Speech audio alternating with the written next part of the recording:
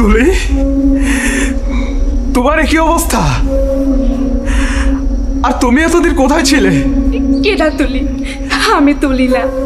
আমি একটা বেঈমান, আমি একটা পাপিষ্টা, আমি একটা সংসার ভেঙে দিয়েছি। আমি কারো আপন হইতে পারি না, আমি কারো মা হইতে পারি না। আমি একটা বেঈমান, আমি একটা প্রতারক, আমি কারো সন্তান হইতে পারি না। আমি মরতে চাই।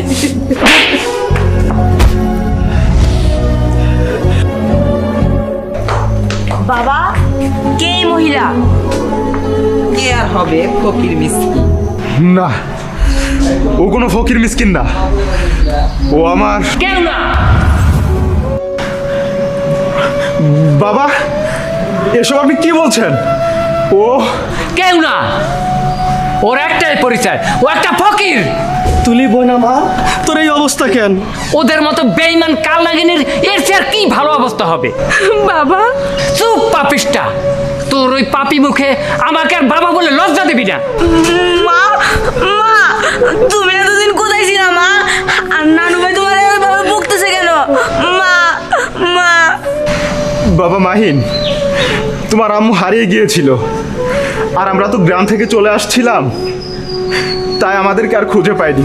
আলী, শাক দিয়ে আর মাছ কত ঢাকবি? বাবা, ও ভুল করেছে। বাবা প্লিজ ওকে মাফ করে দেন।